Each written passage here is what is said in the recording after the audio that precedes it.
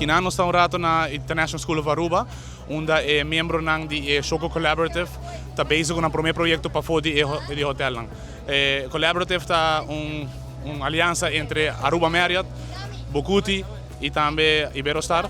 Nós aqui nós começamos a na Iberostar, nós começamos na Terra do Sol com Shoco Sanctuary, depois nós abrimos Shoco Boulevard na Joya e depois nós temos a comunidade na International School of Aruba e nós temos uma chamada na público para mandar um nome para Aruba BirdLife Conservation para assim nós podemos criar mais habitat de Shoco around Aruba.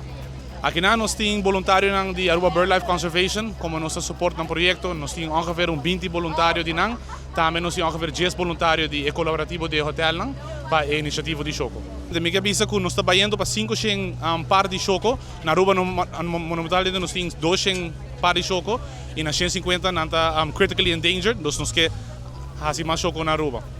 And I'm helping connect the environment with our students, or our students to the environment. So today at ISA we have a big event. We are installing 2 artificial shoco burrows, and this came about because some shocos actually chose us. They chose our school and they nested here, and we started to learn about them. The students started to get interested in why they were here and how did they build their nest and all of these things. And with that curiosity, we are inspired to make a outdoor classroom basically for the shocos and for the students to connect with each other.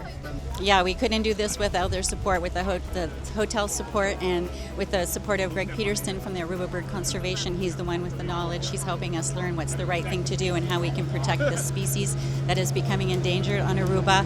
We're trying to give a space for the shocos to populate so we don't lose the species entirely, and it's very important to plant the seeds of stewardship in our students so that they can carry on this very important project and continue the growth of the population of the shocos.